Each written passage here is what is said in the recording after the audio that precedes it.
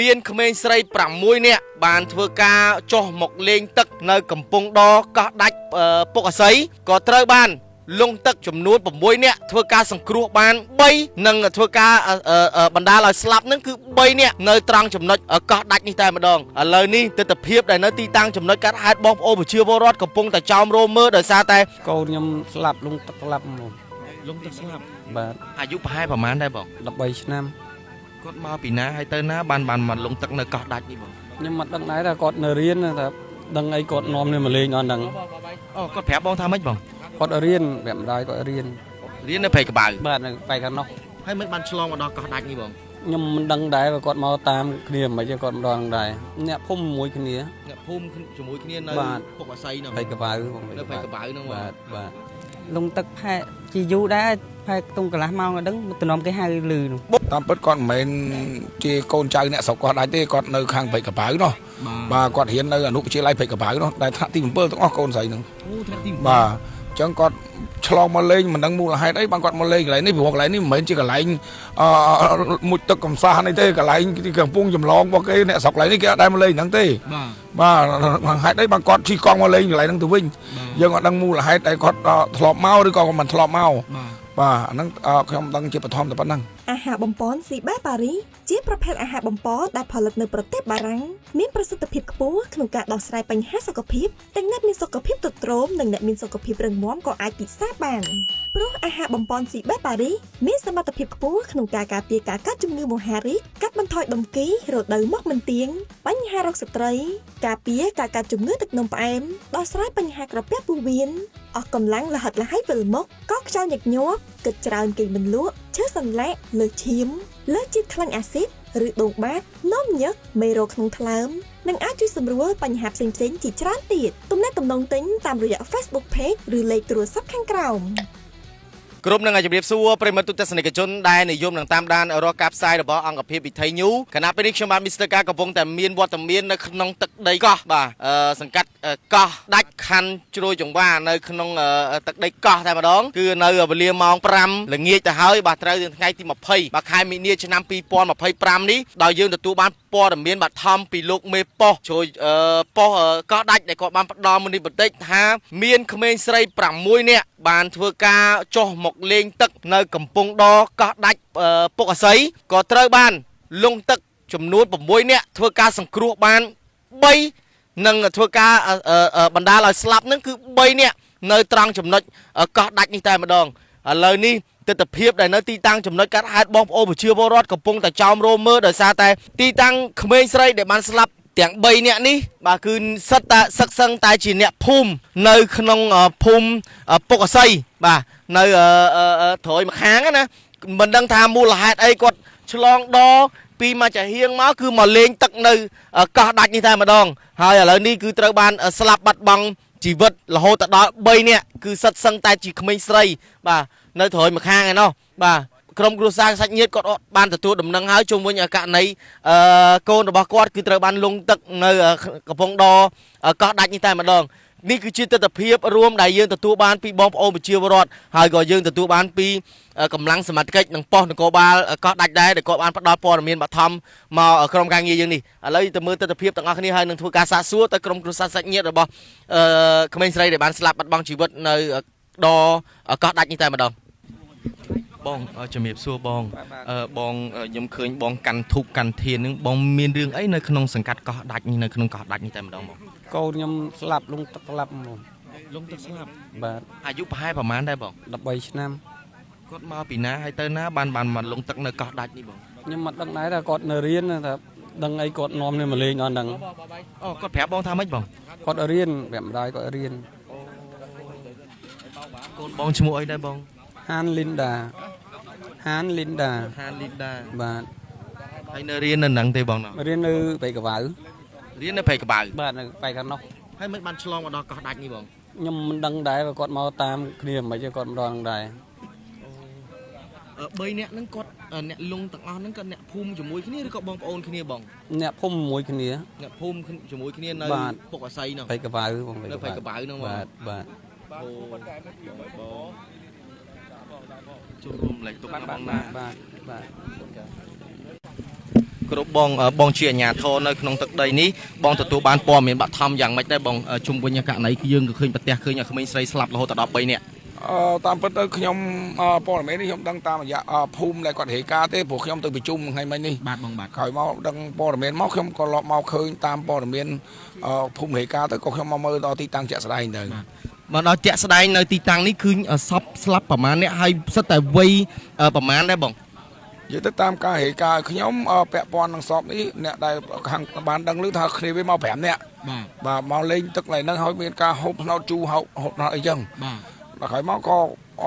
មានការស្រែកហៅឲ្យគេជួយក៏ពួកខាងក្រុមអ៊ីស្លាមដែលគាត់នៅហ្នឹងគាត់មកជួយស្រង់ជួយអីទៅហើយ2នាក់នោះទៀតក៏បានជិះទូកដរទៅគេភ័យជិះទូកដរទៅផ្ទះវិញទៅបាទដល់ឡែកនៅសល់3នាក់ហ្នឹងគឺលងនៅហ្នឹងតែម្ដងនៅលងនៅហ្នឹងតែម្ដងខាងក្រុមអ៊ីស្លាមដែលគាត់រស់ស៊ីនៅហ្នឹងគាត់មកជួយស្រង់ជួយអីទុកដាក់ហ្នឹងដើម្បីហៅសាច់ញាតិគាត់មកមើលសាច់ញាតិកូនចៅគាត់សិតសឹងតែជាអ្នកនៅក្នុងទឹកដីកោះដាច់ហ្នឹងតែម្ដងឬក៏យ៉ាងម៉េចដែរលោកតាមពិតគាត់មិនមែនជាកូនចៅអ្នកស្រុកគាត់ដាច់ទេគាត់នៅខាងព្រៃកបៅនោះបាទគាត់រៀននៅអនុវិទ្យាល័យព្រៃកបៅនោះដែលថ្នាក់ទី7ទាំងអស់កូនស្រីហ្នឹងថ្នាក់ទី7បាទអញ្ចឹងគាត់ឆ្លងមកលេងមិនដឹងមូលហេតុអីបានគាត់មកលេងកន្លែងនេះព្រោះកន្លែងនេះមិនមែនជាកន្លែងមុជទឹកកំសាន្តអីទេកន្លែងកំពុងចម្លងរបស់គេអ្នកស្រុកកន្លែងនេះគេអត់ដែលមកលេងហ្នឹងទេបាទហេតុអីបានគាត់ជិះកង់មកលេងកន្លែងហ្នឹងទៅវិញយើងអត់ដឹងមូលហេតុអីគាត់ធ្លាប់មកឬក៏មិនធ្លាប់មកបាទអាហ្នឹងខ្ញុំដឹងជាបឋមតែប៉ុណ្ណឹងចុះជាការสนុំពររបស់បងក្នុងនាមបងជាអាជ្ញាធរនៅក្នុងនេះបងមានអីสนុំពរទៅក្មេងៗជំនាន់ក្រោយអ្នកដែលមកចូលចិត្តលេងនៅម្ដុំកោះដាច់នេះព្រោះកន្លែងនេះមិនមែនជាទីតាំងកន្លែងរមណីយដ្ឋានទេតែត្រូវឲ្យបងមានអីสนុំពរទៅពួកគាត់ខ្លះហើយបងតាមពិតក្នុងនាមខ្ញុំអាជ្ញាធរហើយខ្ញុំក៏ធ្លាប់ជាគ្រូបង្រៀនដែរសូមឲ្យម៉ែឪតាមដានការសិក្សារបស់កូនឲ្យដឹងពេលវេលាកូនមករៀនប៉ុណ្ណាអីប៉ុណ្ណាតំណែងតំណងជាមួយសាលារៀនដើម្បីកាត់បន្ថយភាពដើរលេងរបស់គាត់ចុះព្រោះក្មេងប៉ុណ្ណេះគាត់នៅវីមួយដែលគាត់ចង់សប្បាយអញ្ចឹងបើយើងខ្វះការតាមដានការចូលរួមតាមដានពីឪពុកម្ដាយគឺពិបាកហើយអញ្ចឹងតំបន់នេះគេមានតំបន់ទេសចរគេលេងមានលេងទឹកប៉ុន្តែនៅលេងនៅខាងលើគេមានពងហុំពាត់ដើម្បីកុំឲ្យគាត់ចូលទៅកន្លែងទឹកជ្រៅទឹករាក់គេដឹងតែម្ដងគេដាក់សញ្ញាឲ្យដឹងរីឯកន្លែងនេះគឺអត់មានកន្លែងណាដែលយើងដាក់កំណត់សញ្ញាថាមុខទឹកជ្រៅទឹករាក់ទេវាជាទន្លេមេគង្គបាទអញ្ចឹងសូមឲ្យប្រជាពលរដ្ឋទាំងអស់អាណាព្យាបាលទាំងអស់តជួយមើល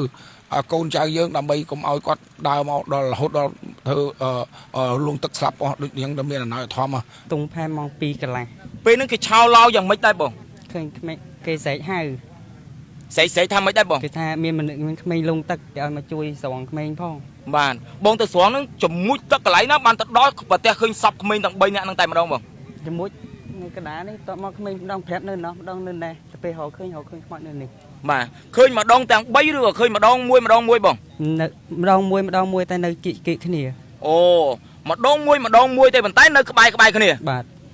ពេលដែលបងស្រង់មកដល់ហ្នឹងសពរបស់ក្មេងស្រីទាំង3នាក់ហ្នឹងស្លាប់បាត់ហើយឬក៏គាត់នៅមានដង្ហើមទេបងស្លាប់បាត់ហើយលងទឹកប្រហែលប៉ុន្មាននាទីដែរបងលងទឹកផែជាយូរដែរផែខ្ទង់កន្លះម៉ោងអដឹងតំណមគេហៅលឺនោះបងប្រើបច្ចេកទេសហ្នឹងជាមួយយ៉ាងម៉េចបានទៅដល់ឃើញសពក្មេងស្រីហ្នឹងបងអត់ទេគ្រាន់តែជាមួយទៅប៉ះជើងហើយលើកងើបមកវិញបងពងតែធ្វើអីដែរពេលហ្នឹងបងលេងហ្គេមពងលេងហ្គេមនៅកន្លែងកើតហេតុហ្នឹងអត់ទេលេងហ្គេមនៅលើទូកអូបងបានឃើញក្មេងៗគាត់មកហ្នឹងមកគ្នាប៉ុន្មានអ្នកដែរបងគ្នាគាត់ផែ6នាក់ស្រីប៉ុន្មានប្រុសប៉ុន្មានដែរបងស្រី5ប្រុស1អូស្រី5ប្រុស1បាទដល់ពេលគាត់មកដល់គាត់អង្គុយផឹកទឹកខ្នោផឹកអីជុំគ្នាអញ្ចឹងទៅអត់ដឹងទេគ្រាន់តែមកឃើញនៅក្នុងគេខ្មោចនៅក្នុងទឹកស្រាប់អីហ្នឹងអូតែគ្នាគេប្រាប់ថាខ្មោចលងទឹកមិនពិនភ័ក្រគេថាលងទឹកពេលហ្នឹងមានមនុស្សច្រើនទេបងអត់សូវមានមនុស្សច្រើនទេតើមានមនុស្សច្រើនផងពេលមកបាទមានតែបងម្នាក់ទេពេលហ្នឹងមកទៅបងមកដែរពេលឲ្យស្រែកហៅគ្នាគេលងទឹកឲ្យមកជួយបាទទៅដល់បងស្រង់ទៅដល់កន្លែងកណ្ដាលនោះបានឃើញបាទទឹកជ្រៅឯងបងគួរសមដែរប្រហែលប៉ុន្មានម៉ែត្របងបាក់ខ្ទង់5 6ម៉ែត្រប្រិមត្តទូទាំងសង្គមបើតាមការបញ្ជាក់ពីអាជ្ញាធរដែលនៅក្នុងសង្កាត់កោះដាច់ខណ្ឌជ្រោយចង្វារនេះតែម្ដងគឺលោកបានផ្ដល់ព័ត៌មានយ៉ាងជាក់លាក់ថាក្មេងស្រី5នាក់ដែលគាត់បានទទួលដំណឹងនេះថាគាត់ឆ្លងកំពង់ដរបាទពីបាទពុកអស័យបាទមកលេងនឹងកោះដាច់ហើយគាត់សិតតែជាសិស្សរៀននៅម្ដុំពុកអស័យនោះគឺសិតតែក្មេងរៀននៅអនុវិទ្យាល័យនោះគឺ សិតតែសឹងតែក្មេងថ្នាក់ទី7បាទចំនួន5នាក់ស្រាប់តែយើងមិនដឹងថាគាត់បាទយ៉ាងម៉េចទេគាត់មកលេងទឹកនៅក្បែរកំពង់ដបាទកោះដាច់នឹងពុកអាស័យហ្នឹងបាទគឺលេងបាទគឺលងទឹកនៅក្នុងទន្លេបាទគឺចំនួនបាទ5នាក់ហើយក៏មានស្រែកឲ្យគេជួយបាទគឺអ្នកទូកចាមគឺនៅទីនេះគឺគាត់ជួយស្រង់រហូតដល់2នាក់បឋមគឺបានហើយចំណែកឯ3នាក់ទៀតគឺត្រូវបានលងភ្លាមក៏2នាក់ទៀតភ័យពេកក៏នាំគ្នាឡើងទូកដជីបាទទៅប្រហែលជាទៅប្រាប់ឪពុកម្ដាយគាត់ហើយបាទហើយឥឡូវនេះក្មេងស្រី3នាក់គឺត្រូវបានលងទឹកស្លាប់នៅកំពង់ដកោះដាច់នេះតែម្ដងដែលស្ថិតនៅក្នុងសង្កាត់កោះដាច់បាទខណ្ឌជួយចង្វាផងដែរហើយបើតាមព័ត៌មានបឋមគឺបងប្អូនប្រជាពលរដ្ឋដែលជាជនជាតិខ្មែរឥស្លាមដែលគាត់ខំព្យាយាមជួយដែរប៉ុន្តែអកុសលក្មេងស្រីទាំង3នាក់នេះគឺត្រូវបានស្លាប់បាត់បង់ជីវិតនៅត្រង់ក្បែរកំពង់ដនេះតែម្ដងហើយអាជ្ញាធរដែលនៅទីនេះក៏គាត់បានប្រាប់ដែរទីនេះពុំអាចមកលេងបានទេដោយសារតែទីនេះមិនមែនជារមណីយដ្ឋានទេបាទគឺទីនេះគឺសម្រាប់កំពង់ដគឺឆ្លងទៅឆ្លងមកដោយសារតែកន្លែងនេះគឺអ្នកនៅក្នុងម្ដុំកោះនេះតែម្ដងគឺគេដឹងថាកន្លែងណាជ្រៅកន្លែងណារាក់ហើយកន្លែងណាគឺទឹកជ្រៅបាទចូលទៅគឺលងតែម្ដងហើយឥឡូវនេះបាទក្មេងស្រីគឺ3នាក់គឺលងនៅត្រង់ចំណុចនេះតែម្ដងហើយក៏ត្រូវបានបងប្អូនប្រជាពលរដ្ឋខ្មែរឥស្លាមក៏ធ្វើការស្រង់មកលើគោកបាទគឺត្រូវបានស្លាប់បាត់បង់ជីវិតបាត់ហើយនៅលើទឹកដីកោះនេះតែម្ដងឥឡូវនេះយើងឃើញមានវត្តមានខាងជំនាញចក្ខុបាទគេហៅថាបច្ចេកទេសចក្ខុនិងកសោវិច័យនៃស្នងការនគរបាលរាជធានីភ្នំពេញលោកក៏បានចុះមកដល់ទីតាំងចំណុចកាត់ហេតុលោកកំពុងធ្វើការស្រាវជ្រាវនិងធ្វើការជុំវិញករណីក្មេងស្រី3នាក់បាទសឹកសឹងតែអាយុ10ឆ្នាំជាងហ្នឹងគឺត្រូវបានលងទឹកស្លាប់នៅក្បែរកំពង់ដកោះដាច់ដែលស្ថិតនៅក្នុងសង្កាត់កោះដាច់ខណ្ឌជួយចង្វាផងដែរអរគុណណាស់ប្រជាជនខ្ញុំបាទ Mr. Ga រួមទាំងលោកតារាក៏សូមលំអរកាយគ្រប់លាបើសិនជាមានពាក្យពេចន៍ខុសឆ្គងត្រង់ណាមិនសមរម្យក៏សូមខន្តីអភ័យទោសដល់លោកខ្ញុំបាទផងដែរអរគុណ